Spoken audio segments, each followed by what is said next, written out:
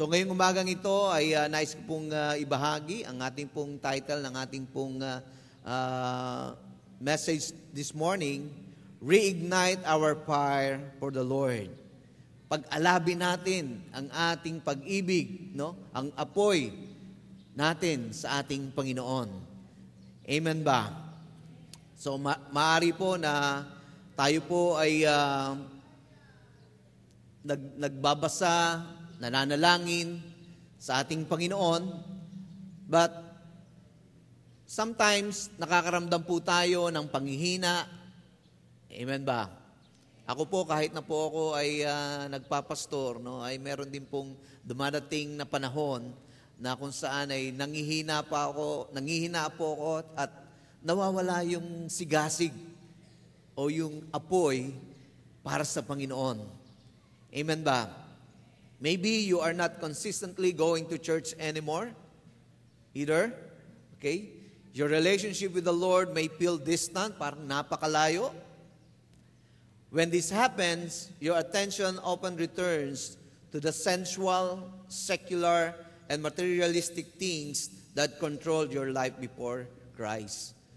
Maaaring ito po yung nararamdaman natin noon, no? Yung ginagawa natin bago tayo nakakilala sa Panginoon, na masyado tayong yung ating atensyon ay buhos na buhos sa ating mga personal na ginagawa, yung gustong-gusto nating ginagawa.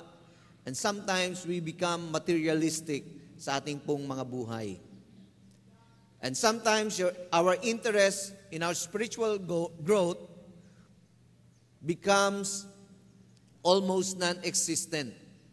Okay? Parang yung ating pong spiritual life, yung ating buhay spiritual sa Panginoon, ay parang hindi nangyayari o walang nangyayari sa buhay natin. Sapagkat kulang na po tayo sa alab natin sa Panginoon. Amen ba? At ganoon din po, no? Maraming tao din, sometimes, no, they lost their passion for Jesus. Nawawala po yung ating passion, yung ating alab. Yung dati, pagka sinabi natin Panginoong Hesus, talagang pag pinag-usapan natin ang Panginoong Hesukristo, kulang ang isang araw para pag-usapan natin. Naalala niyo po ba yun? Yung tayo po ay nakatanggap sa Panginoon and we are so excited about God. Amen? Alam niyo po ako, ang experience ko, nung ako po ay bago-bago sa Panginoon, talagang yung Bible study namin, nung nasa Bacod ako, inaabot kami ng alas 12 ng midnight, no? At pagkatapos hindi pa matatapos yon. Habang natutulog po kami, no? Minsan kasi nagbo-overnight po kami dahil gustong-gusto namin pag-usapan ng Panginoon. Inaabot kami ng 3 o'clock in the morning. Just to tell the story about Jesus at yung mga experiences na binago ng Panginoon sa aming buhay. Pero dumating sa buhay na parang nawala yon, no? But the truth is, we allow the fire within our souls to die out. Kaya po nangyayari yun ay inaalaw po natin na yung apoy ng Panginoon sa buhay natin ay unti-unting namamatay. Pero meron po tayong mabuting balita. The good news is that God's Word tells us how to reignite our fire for the Lord. At ito po ay makikita po natin, no, sa buhay din ni Timothy, no, at ito po ay si Timothy po ay isa pong lingkod o isang batang pastor na kung saan nagme-mentor sa kanya ay si Pablo. Gusto ko pong basahin po natin ang 1 Timothy chapter 1 verse 2 to 7. Ang sabi po dito, sa verse 1 po, ako po ay mag-umpisa. 2 Timothy chapter 1 verse 1 to 14. Sabi po dito, Paul, an apostle of Christ Jesus, by the will of God, according to the promise of life that is in Christ Jesus, to Timothy, my dear son, grace, mercy, and peace from God the Father and Christ Jesus our Lord. I thank God, whom I serve, as my forefathers did, with a clear conscience. As night and day, I constantly remember you in my prayers, recalling your tears I long to see you so that I may be filled with joy. I have been reminded of your sincere faith, which first I lived in your grandmother Louise and in your mother Eunice, and I am persuaded now lives in you also. For this reason, I remind you to fan into flame the big gift of God, which is in you through the laying on of my hands. Sabihin po natin, for this reason, I remind you to fan into flame the gift of God. Yan po yung instruction ni Paul kay Timothy, na pag-alabin niya yung apoy ng regalo at kaloob ng Diyos sa kanya. Verse 7, for God did not give us the spirit of timidity, but a spirit of power, of love, and self-discipline. So do not be ashamed to testify about our Lord, or ashamed of me, his prisoner. But join me in the suffering for the gospel, by the power of God, who has saved us and called us to a holy life, not because of anything we have done, but because of his own purpose and grace. This grace was given us in Christ Jesus before the beginning of time, but it has now been revealed through the appearing of our Savior Christ Jesus, who has destroyed death and has brought life and immortality to light through the gospel. And of this gospel I was appointed a herald, an apostle, and a teacher. That is why I am suffering as I am. Yet I am not ashamed, because I know whom I have believed, and I am convinced that he is able to guard what I have entrusted to him for that day. What you have heard from me, keep as the pattern of sound teaching with faith and love in Christ Jesus. Guard the good deposit that was entrusted to you. Guard it with the help of the Holy Spirit who live in us. So ito po ay sulat ni Pablo kay Timothy. He reminded Timothy na huwag niyang kalimutan yung kaloob o regalo ng Diyos sa kanya. At yun ay kanyang pag-alabin. At makikita po din natin ay si Timothy din po ay nagkaroon din po ng problema during the time na siya po ay in-appoint ni Pablo. Marami pong nagpe-persecute sa kanya, yung mga elders, yung mga believers, and even yung mga false teachers. Okay? So kino-contest nila na si Pablo ay nakakulong na at wala nang magagawa, at marami pong rampant po yung mga maling katuruan. Pero ang sabi sa kanya ni Pablo, Paul challenged Timothy na to kindle afresh the gift of God, which is, sabi sa kanya, which is in you through the laying of hands. For God has not given us the spirit of timidity, but the power and love, discipline. Okay, ito po yung mga bagay na dapat po nating alalahanin, na dapat laging nating alalahanin yung kaloob ng Diyos na ibinigay po sa atin. Una, tayo po ay iniligtas ng Panginoon. Tama po ba? When we receive Christ, our Lord and Savior ng buhay natin, tayo po ay dineposituhan ng Diyos ng kasiguruhan, ng kaligtasan, ng buhay na walang hanggan, at tayo po ay tinubos ng Diyos para sa Kanya. Amen? At ganun din po, pangalawa, tayo po ay pinagkalooban din po ng kapangyarihan ng Banal na Espiritu ng Diyos upang tayo po ay magtagumpay sa buhay na ito. Amen? Kaya nga ang sabi po ng salita ng Panginoon, kailangan po araw-araw ay tayo po ay pinupuspos ng Banal na Espiritu. Amen? Hindi sapat na tayo po ay nabautismuhan ng Espiritu at pagkatapos noon ay wala na. Pero ang sabi po ng Panginoon, kailangan po tayong lumakad sa Espiritu araw-araw. Sabi mo, araw-araw. So spiritually, tayo ba ay nag-aalab o nanlalamig? Are you fired up or cooling down? So let us evaluate ourselves. Yan. Tanungin mo sa katabi mo, ano ka ba? Nag-aalab ka ba o nanlalamig ka? Kailangan mo siguro ng jacket dahil malamig, no? Okay? Pero ang tanong, ikaw ba ay nag-iinit? Okay? Okay? O kayo'y nanlalamig? Okay? So, yan ang kailangan itanong po natin, no? Dito po ngayong umagang ito ay makikita po natin ano yung mga bagay na senyales, no? Na makikita natin kung tayo ba ay nanlalamig sa Panginoon. Okay? Disappointments can discourage believers and sometimes dampen the passion you and I have for the Lord. Therefore, it is important for us to examine whether we are still growing in our relation with Him. Ask yourself, tanong po natin sa sarili natin, if you are more excited about knowing Jesus Christ than you have ever been before? Excited ka ba? Mas excited ka ba ngayon kaysa dati? O mas excited ka noon, ngayon ay wala na yung excitement? Tama ba? Basta, Sunday na naman. Sige na nga, punta na nga tayo kasi nakakaya naman sa ating mga leader, no? Kapapalo up nila, baka naman sabihin nila, di ko sila pinapansin. Amen? Naku, tahimik po ang bayan. Okay? So, if you are seeking and obeying God earnestly every day, there's no reason for your zeal for Him to die down or for you to doubt His love. So honestly, evaluate if the Lord is your highest priority.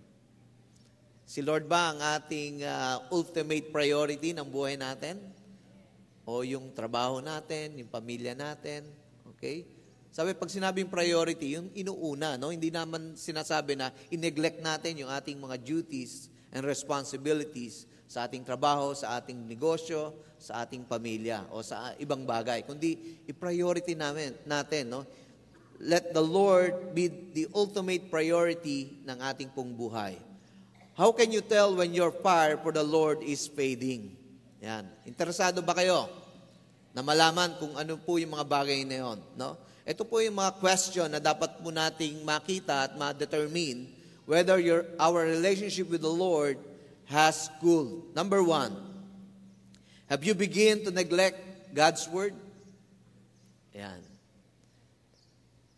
Nag-uumpisa ba tayong kalimutan or hindi pansinin ang salita ng Panginoon? The Bible is as important to your Christian walk. Ang salita ng Panginoon ay importante, lalo na po sa ating paglakad bilang mga Kristiyano. Katulad po ng kahoy sa apoy. Ang isang apoy, kung hindi mo lalagyan ng kahoy, ay hindi ito patuloy na mag-aalab. Tama po ba? Pag nawala na po yung wood, no, unti-unti nagda-die down yung fire. Amen ba? So the Word of God, no, ang salita ng Panginoon, ang siyang nagbibigay sa atin para mag-ikting ang ating paglakad bilang mga mananampalataya sa Panginoon. Amen? You cannot live an effective and faithful life without it, the Word of God. It is best to read the Scripture every day. Sabi mo, every day. To keep your passion for the Lord burning brightly. Kung gusto niyo pong magningning, ang sabi ng salita ng Panginoon, ito'y pagbulay-bulayan natin, pagdili-dilihin natin, araw at gabi. At pagkatapos, sabing ganoon ay, let's keep the commandment and obey the Word of God in our daily life.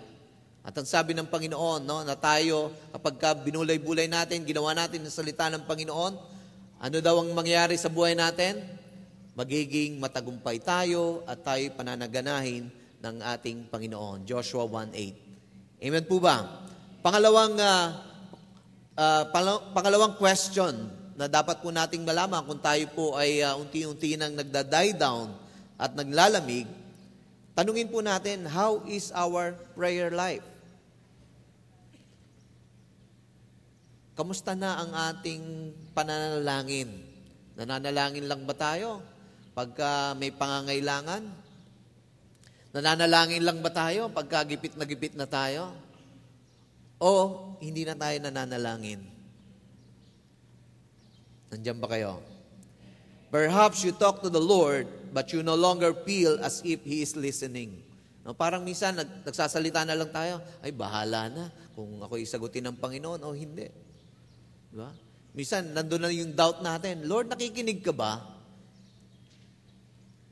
Lord, palayain mo na ako sa buhay na ito, gusto ko nang maging masagana, pero parang hindi tayo sinasagot ng Panginoon. Lord, gusto ko nang lumigaya. Gusto kong maging masaya.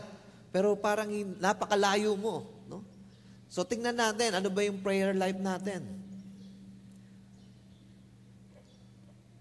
Pangatlo, have you become inconsistent in your church attendance? Naku, yan. No? Naku, magsisimba na lang ako every other month. Total naman nakikinig naman ako sa radio. Okay, nanonood naman ako sa TV. Tingnan nyo nga yung katabi niyo. Yan ba yung katabi niyo last Sunday? Ha? Tanong mo nga, bakit wala ka ng Sunday?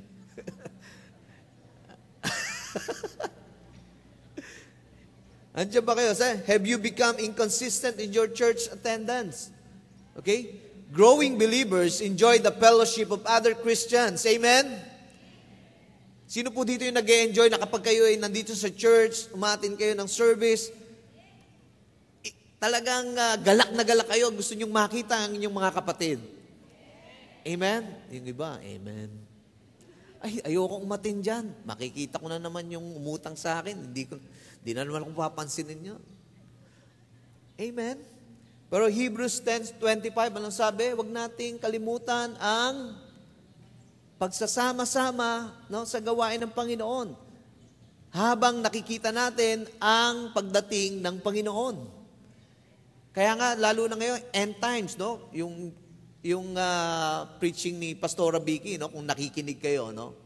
End times na po tayo. Ito na yung last of the last days. Amen? Kaya dapat wag na tayong mag-skip ng church. Amen? Baka mamaya mayroong biglang instruction ng Panginoon. That day or that Sunday, hindi nyo nakuha, hindi kayo nakapaghanda. Amen? Kung ano nung ginagawa natin. Our priority, sabi natin, our top priority is our Lord. Amen? And also serving God's people. Amen? Minsan, nakakalimutan na natin, Sunday nga pala bukas. Di ba? Hindi na tayo nakakapag-prepare, no? Especially sa ating pong mga praise and worship team, no? Okay, dapat lagi din tayo pong prepare, no? Kasi pag tayo umaakit dito sa intabladong ito, no? Hindi tayo nagpe-perform. Amen ba? Kundi nagwo-worship tayo. We draw people unto God and we draw the presence of the Lord to the people. Amen? Praise God. So, have you become inconsistent in your church attendance? Sabi nga natin, growing believers enjoy the fellowship of other Christians and worshiping God. If you find yourself constantly finding reason to skip church, your devotion to Jesus Christ is beginning to fade. Amen? Alam nyo, pag Sunday, marami po tayong nalalaman. Amen? Marami tayong nakukuha, marami tayong encouragement na nakukuha. Kaya, don't miss our Sunday service. Amen? Kung hindi naman between life and death ang inyo pong schedule, no? Might as well you attend the church. Amen? Andiyan po ba kayo? May kausap po ba ako? Kaya ngayong coming Sunday, no? Kausapin niyo po yung mga wala dyan sa katabi ninyo, di ba? Di ba yung mga upuan niyo, may mga pangalan yan di ba? So hanapin niyo, i-follow up niyo bukas, no? Uy, sabi ni Pastor Dave, no? O attend tayo ng church kasi mag-enjoy tayo sa ating pakikipag-fellowship sa bawat isa. Number 4, are you still trusting God with your finances? Ito naman, kakaiba naman to, no? So are you still trusting God with your finances?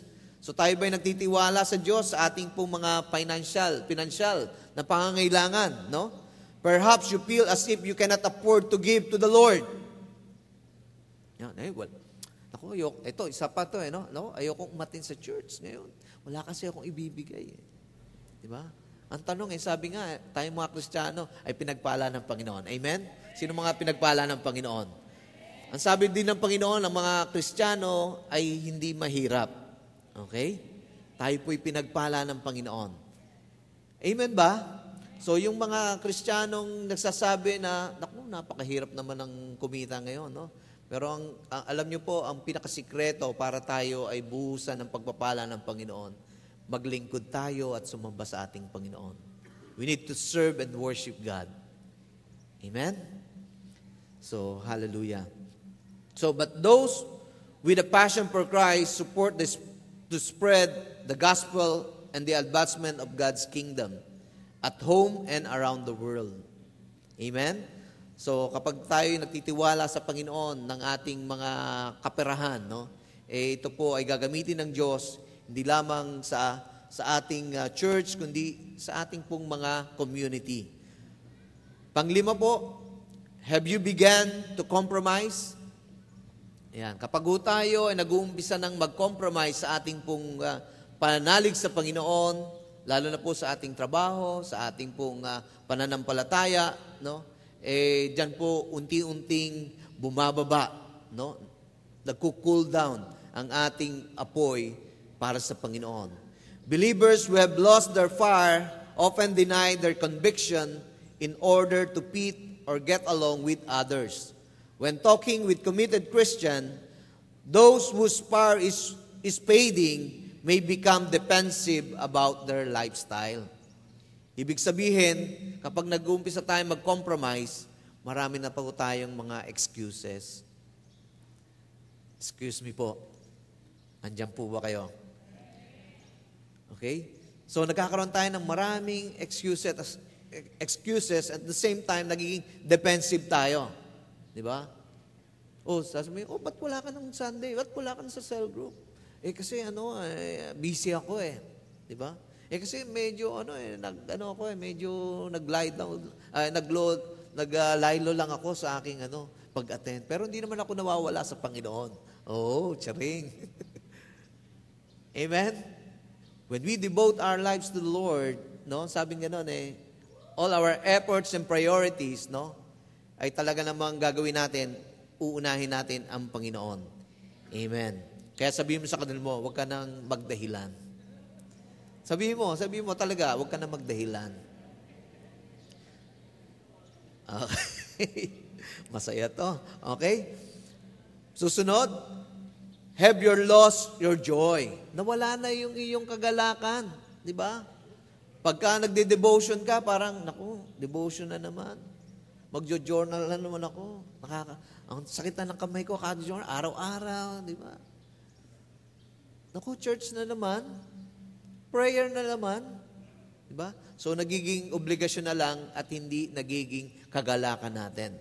When our passion decreases, serving the Lord becomes a duty instead a delight. Yung paglilingkod natin sa Panginoon, pag nawala na yung joy natin, yung kagalakan natin sa Panginoon, ang nangyayari, instead na tayo ay nade-delight, nagagalak, ito ay nagiging parang duty ko na lang to. Kailangan gawin ko to. Nararamdaman nyo ba yon minsan o palagi? Tingnan nyo ulit yung katabi nyo. Nagagalak ba yan? Pastor, hindi nga ngumingiti. Okay? Worry and fear replace our peace. Okay? Kapag nawala na yung joy ng Panginoon sa atin, no? Lagi na lang tayong nag-aalala at nandun yung takot. Bakit? Ano bang ginagawa ng joy o ng kagalakan sa buhay natin? The Bible says, the joy of the Lord will give you strength. Amen? Palakpakan natin ng Panginoon. Kaya wag nating aalisin yung kagalakan ng Panginoon sa atin sapagkat doon tayo kumukuha ng lakas. No? Maaring sa panahon ito ay nakakaranas tayo ng maraming kapighatian, pero wag natin alisin ang kagalakan ng Panginoon. Amen? Worry and fear will replace our peace. Lastly, ano po yung huli natin para dun sa ating pong mga bagay na nagpapababa ng ating alab sa Panginoon? Are you no longer sensitive to the Holy Spirit? Yan. Hindi na ba tayo nagiging sensitibo sa banal na Espiritu ng Diyos? Pag sinabi ng banal na Espiritu, sharean mo yan. Parang Lord, ikaw ba yan? Di ba? Mag-pray ka. Lord, parang hindi ikaw yan. Andiyan ba kayo? Sabi mo sa katabi mo ulit, si Lord John. Kaya makinig tayo. Amen? So sabi nga doon, are you no longer sensitive to the Holy Spirit o yung prompting ng Holy Spirit? Amen ba? So wala na tayong care sa ating kapwa, hindi natin iniintindi yung ating mga kapamilya, hindi na natin iniintindi yung ating priorities sa ating pong mga cell group, di ba? Ay, wala, ano na lang yan, next week na lang din ako atin kasi busy ako eh. So when we begin to ignore the Spirit's prompting to read the Word, pray, or give to those in need, our relationship with Christ suffers. Amen? So kapag hindi po tayo naging sensitibo na sa paggalaw ng Banal na Espiritu sa buhay natin, ang ating pong relasyon sa Diyos ay nagkakaroon ng problema. Nagkakaroon po na nagiging stagnant din ang ating paglago sa Panginoon. Amen ba? Pero wag po tayong malungkot. Kayang-kaya po nating paypayan ang apoy na yan. Amen? Hallelujah. So sabi po ni Pablo, Paul wrote, sabi niya kay Timothy, how can you and I can fan the flame of our love for God? Paul wrote to Timothy, says, do not neglect the spiritual gift within you. Sabi natin, do not neglect. Sabi, wag nating kalimutan, wag nating pansinin natin, positibo. Sabi nga doon, pansinin natin, bigyan natin atensyon ang mga spiritual na kaloob ng Diyos na ibinigay sa iyo, sabi ni Pablo. So sabi nga doon, do not neglect the spiritual gift within you. Take pains with these things, be absorbed in them, so that your progress will be evident to all. Pay close attention to yourself and to your teaching. Persevere in this thing, for as you do this, you will ensure salvation both for yourself and for those who hear you. Yan po ay nasa 1 Timothy chapter 4, verse 14 to 16. As believer, bilang mananampalataya, you must devote yourself completely to the things of God. To rekindle your love for the Lord, number one, we need to recognize your spiritual condition. Kailangan po ma-recognize po natin kung ano yung nangyayari sa ating spiritual na pamumuhay. Nasaan na ba yung aking spiritual life? Okay? Ako ba ay nag-level up ngayon o nag-level down? Nag-progress ba ako o nag-decrease? Amen? Making excuses for your coldness towards God is unproductive. Yung hindi mo aminin or hindi mo kayang tingnan o aminin na ang sarili mo, Lord, parang nga talaga akong kulang na kulang ako sa aking spiritual na pamumuhay ngayon. Kung hindi natin aaminin yon, ay nagiging unproductive tayo. Kaya sabihin niyo ulit sa sarili niyo, aminin. Yan, aminin niyo talaga yan, okay? So making excuses for your coldness towards God is unproductive. Instead, we need to acknowledge that we are experiencing difficulty. Amen ba? So number one, ano pong dapat po natin gawin? We need to recognize our spiritual condition. Amen ba? Number two, yan. Recall your life when you were passionate about God. Recall your life, Or alalahanin natin yung ating buhay nung tayo pa ay nag-aalab sa Panginoon. Ano ba yung ginawa natin noon? Bakit tayo masipag, masigasig, nag-aapoy sa Panginoon nung tayo'y unang nakatanggap sa Panginoon? Okay? Bakit tayo tuwang-tuwa na pag tayo nakakapakinig ng salita ng Panginoon, talaga namang walang makapipigil sa atin?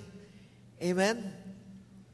I remember one time, nung ako po ay medyo bago-bago sa Panginoon at tayo po ay nasa Baler pa, Pastora Vicky, Dahil sa kagustuhan kong umaten, at wala akong, ako naman po ay, sabi ko nga sa inyo, mahirap po kami, wala akong budget para ako ay pumunta every Thursday, every Sunday sa church, Kaya ang ginagawa ko po dahil gustong-gusto kong makapakinig ng salita ng Panginoon at gusto kong maka-attend nung New Believers Training Course.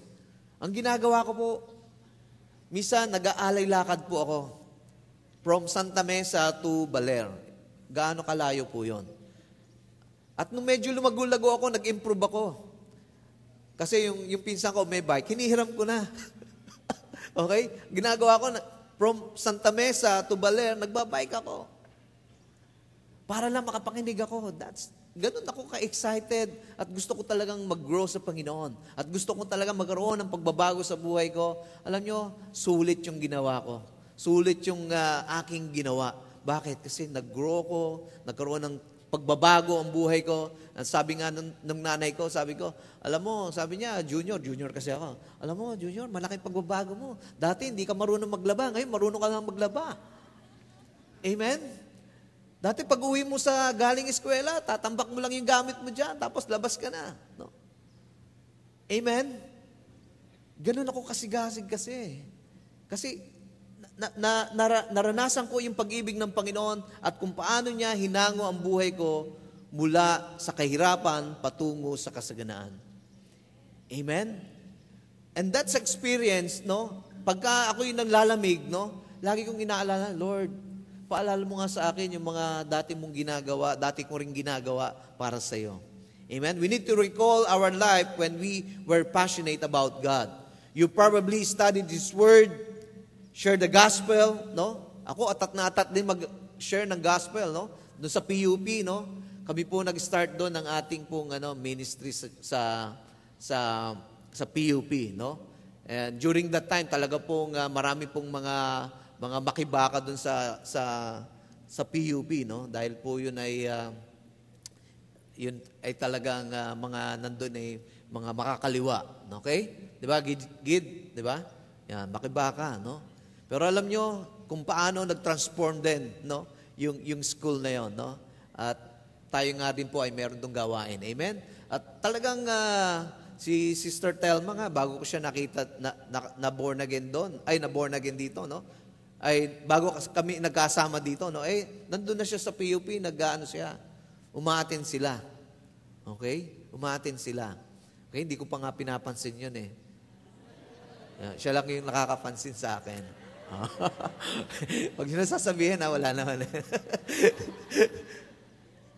Okay? Hindi pa kami magkakilala ni Sister Telma, pero nandun na po kami, no? Kami po ay nagpapahayag ng salita ng Panginoon at sila po ay umaatin sa atin. Amen? So, ganun ako ka-passionate sa Panginoon. And sometimes we enjoy being around other believers. Remember what that was like so you can return to the level of devotion and exceed it. Yan. Kapag nire-recall natin yung mga bagay na yon, no? Muli, nag-i-ignite tayo. Amen? Nag-aapoy muli tayo, nag-aalab tayo sa ating pong ginagawa para sa Panginoon. Excited ba kayong ma-reignite ng Panginoon ngayong umagang ito? Amen? O gusto niyo pang ma-ignite, kung kayo talagang nag-aapoy, gusto niyo pang mag-apoy, no? Tama po ba? Amen? Na kahit na hindi tayo, sabi nga, kahit na hindi tayo, tawag dito ay, yung mga bagay na tayo ay merong mga kahinaan sa buhay natin, ay nakikita pa rin yung pag-aapoy natin sa Panginoon. Ano man yung circumstances ng ating buhay, nakikita po natin dahil sa apoy ng Panginoon, tayo po ay nakaka-impluwensya ng mga taong nakapaligid sa ating mga buhay. Amen? So, we need to recall, no? Yung dati nating passion sa ating Panginoon. Pangatlo po na dapat po natin gawin as we recognize our spiritual condition and recalling our life when we were passionate about God. Number 3 is repent. Sabi mo, repent. Kung sa tingin natin na tayo po ay mayroon pong pagka-cold ngayon, no? Tayo po ay nanlalamig sa Panginoon. Ang kailangan lang po natin ay manumbalik sa Kanya. Okay?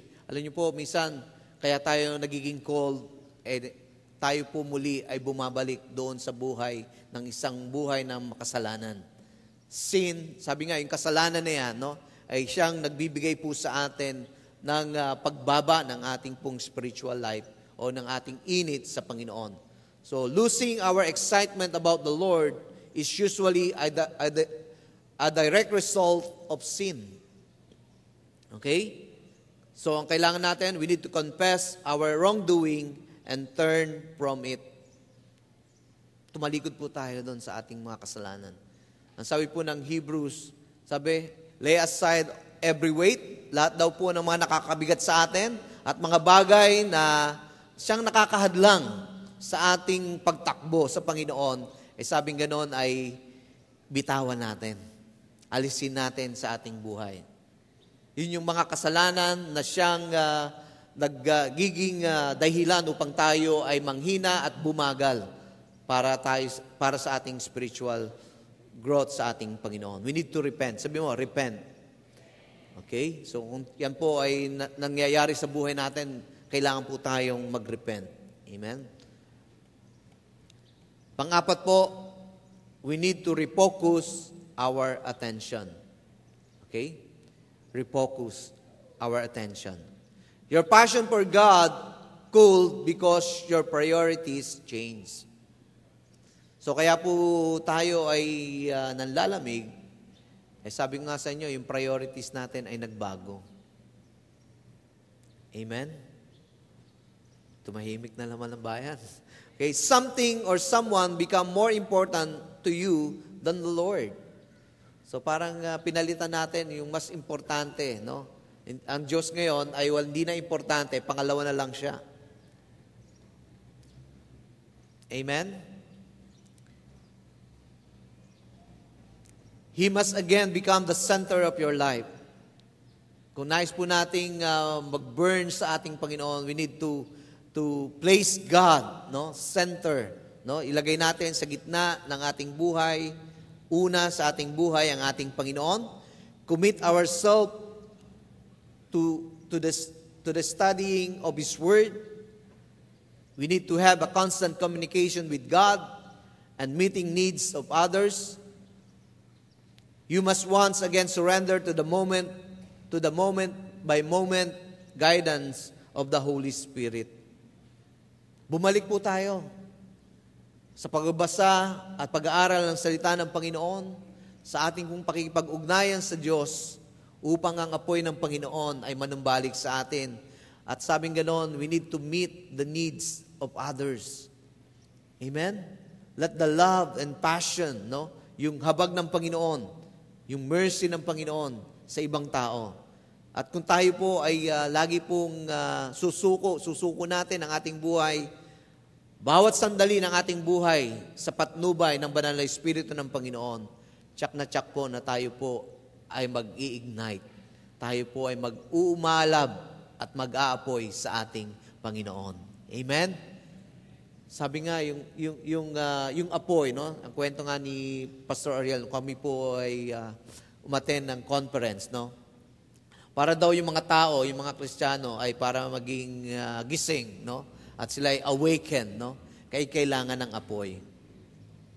Amen ba? Kailangan daw ng apoy. So sabi niya, kinuwento niya daw, nung dati daw siya ay Boy Scout, no? At nung gabi daw, medyo maginaw doon sa kanilang campsite, no? Anong ginawa niya, kumuha siya ng maraming dahon, mga kahoy, no? At doon sa kanyang tent, nagsindi siya ng apoy, okay? Wala. Diba? Nag-apoy naman, di ba? Pero sa laking gulat niya, yung apoy ay umabot doon sa kanyang tent. Okay? At yung mga kasamahan niya na natutulog ay nagising.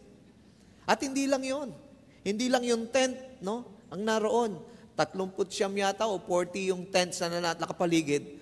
Lahat yon ay nasunog at lahat sila ay gising. Amen ba? So kailangan natin ng apoy para tayo ay magising. Amen? So sabi niya nga kung gusto niyo talaga magising, mamaya daw, mamaya sabi niya, pag uwi niyo, kumuha kayo ng gasolina sa gasoline station, buhusan niyo yung bahay ninyo. Okay? Tapos, sindihan mo, try mo makatulog. Hindi ka matutulog nun. Amen? So, huwag niyo gagawin yun, no? Joke lang yan. Pero alam niyo, yung apoy ng Panginoon ay manunumbalik sa atin.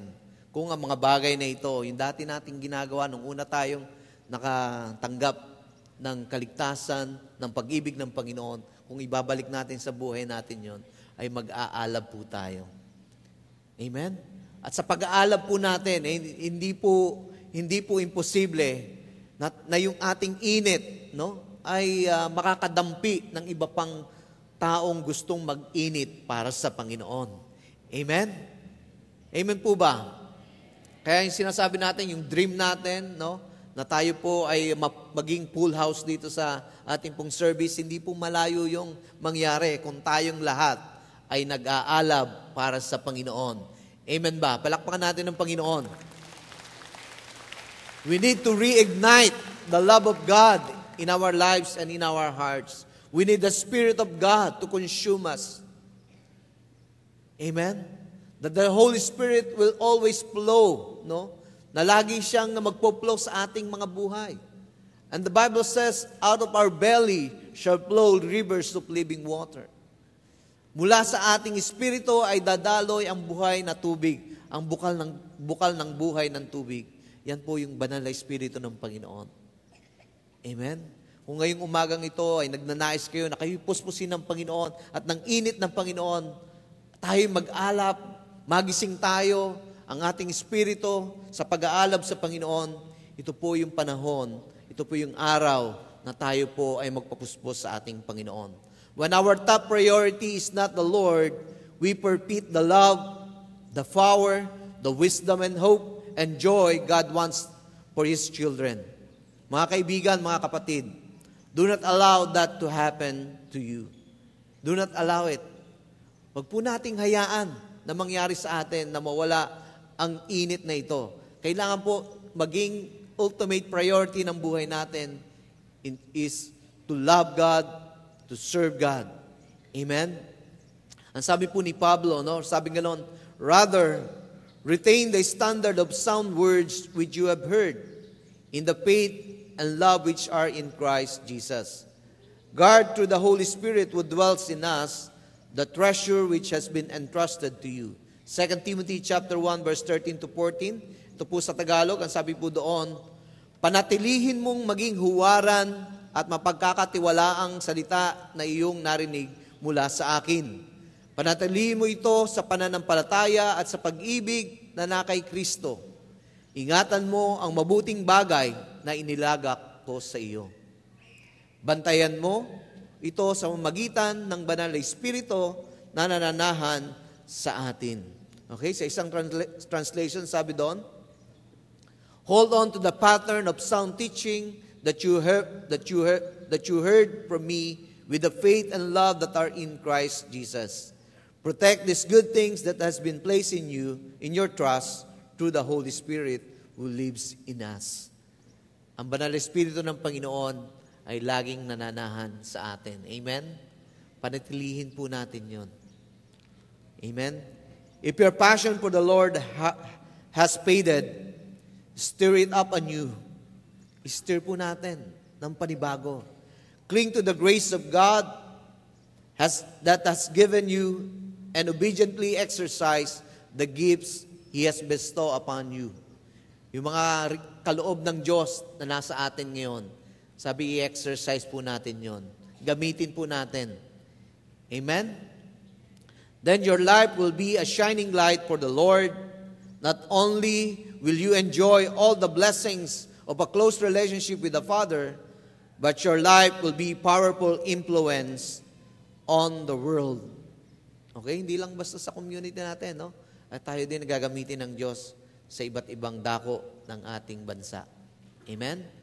Praise the Lord. Meron po ba kayong naunawaan at naintindihan ngayong umagang ito? Ang simpleng mensahe ng Panginoon ay ibalik natin po ang alab ng pag-ibig natin sa ating Panginoon. Sabi, let us all be awakened. Magising tayo, mag-apoy tayo, mag-alab tayo sa layunin ng Panginoon sa buhay natin. Amen? Ano ba ang pangitain ng Diyos para sa iyo? At yung pangitain na ibinigay sa iyo, parang Lord, parang nawala na yung pangitain ito. Pero alam nyo, kung ma-reignite yung ating pag-ibig, yung passion natin sa Panginoon, magiging buhay ulit yung panaginip ng nais ng Diyos para sa inyo. Amen?